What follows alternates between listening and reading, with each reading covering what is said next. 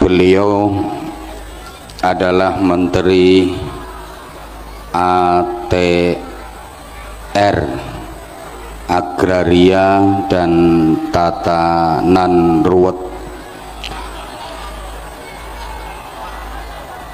sekaligus Kepala BPN, Badan Pertaubatan Nasional.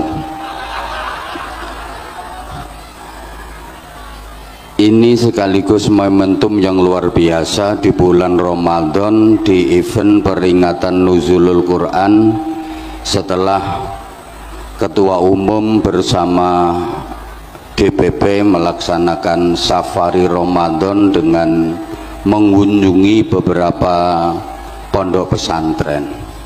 60 tahun usia Partai Golkar, ini sejarah yang cukup panjang. Sejarah itu penting kalau kita telaah dengan seksama. 2/3 isi Al-Quran itu adalah sejarah. Tuh, sehingga sejarah itu sangat penting. Sejarah itu aslinya bahasa Arab syajaroh, artinya pohon. Tapi karena lesan masyarakat kita mau mengucapkan syajaroh itu repot, maka diambil gampangnya sejarah. Apalagi orang Jawa, ridho dibaca lilo, khairun dibaca kirun, syukuron syukuran, itu orang Jawa. Syahadatain dibaca sekaten, kalimah syahadah dibaca kalimosodo, itu orang Jawa. Orang tua dulu kita itu bersin maunya baca alhamdulillahirabbil alamin, tapi karena nggak bisa andulamin gitu. Jadi sejarah itu aslinya bahasa Arab syajaroh, artinya pohon. Bukan satu kebetulan kalau Partai Golkar itu lambangnya adalah sebuah pohon. Pohon apapun itu pasti mengalami 3 fase, 3 tahapan.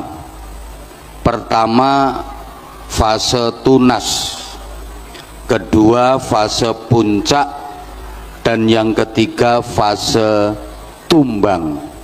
Tunas, puncak, dan tumbang.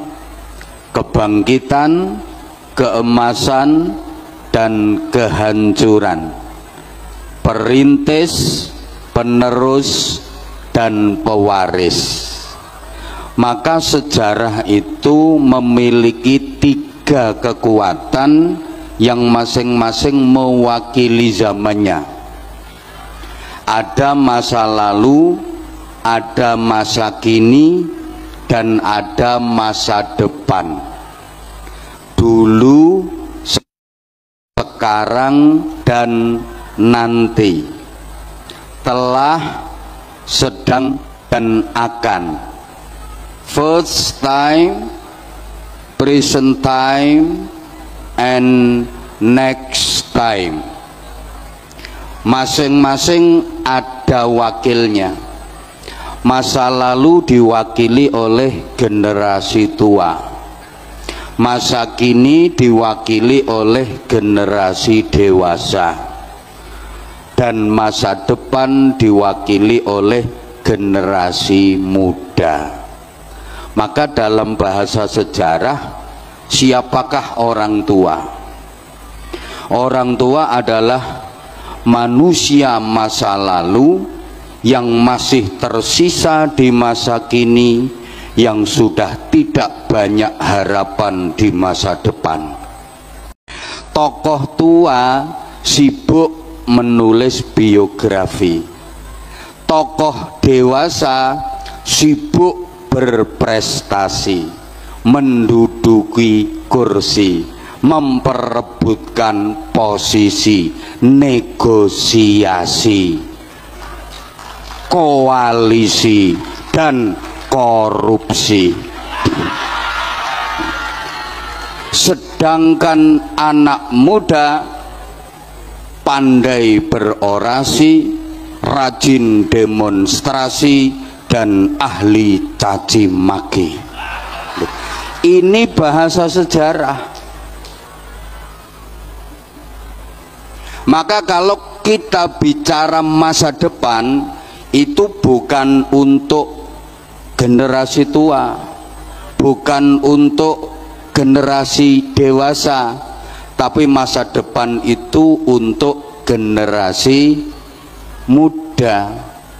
Sehingga orang-orang tua kita dulu itu punya filosofi yang hebat dalam rangka mendidik anak cucunya. Orang tua kita dulu itu suka memagari kampungnya dengan pohon bambu. Mungkin di sebagian daerah Bapak Ibu masih banyak kampung-kampung yang dipagari sekelilingnya dengan pohon bambu. Ini filosofi yang luar biasa. Karena dalam rumpun bambu itu tersimpan 3 kekuatan sejarah yang bersatu dalam komposisi yang hebat. Dalam rumpun bambu itu kan ada bambu tua, ada bambu dewasa, dan ada bambu muda. Bambu tua namanya tunggak, bambu dewasa namanya pring, sedangkan bambu muda namanya bung. Dulu bangsa Indonesia ketika menatap masa depan, ingin merebut kemerdekaan, mempertahankan kemerdekaan, ini yang diajak berjuang bukan yang tua, bukan yang dewasa, tapi yang muda. Jadi yang diseru itu bukan tunggak, bukan pring, tapi bung. Makanya ada lagunya, mari bung rebut kembali, bukan mari pring rebut kembali, bukan mari tunggak rebut kembali. Sehingga pada masa-masa pergerakan bangsa kita itu kaya akan bung-bung bangsa. Ada Bung Karno, ada Bung Hatta, ada Bung Sahrir, ada Bung Tomo, ada Bung Nusron, Bung Bahlil. Lengke, jadi gini, kalau kita pengen maju, di samping Golkar harus solid untuk menuju Indonesia maju, generasi muda harus punya filosofinya Bung. Bung itu kalau pengen sukses harus menetapi 3 syarat. Pertama, tegak dan runcing. Kalau ada bung yang tumpul dan bengkong, itu bukan bung harapan tapi bung ancaman.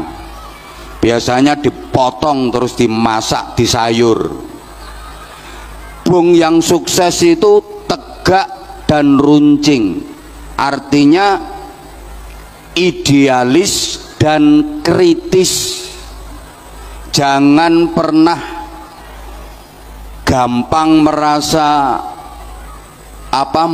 puas dengan pencapaian, tapi idealis dan kritis, artinya harus bisa jadi perintis bukan sekedar pewaris, pengais bukan pengemis, pelopor bukan pengekor, penggerak bukan penggertak, harus punya karakter bukan yang karaten, harus luar biasa bukan sekedar biasa di luar, harus terpelajar jangan kurang ajar, harus beradab jangan biadab,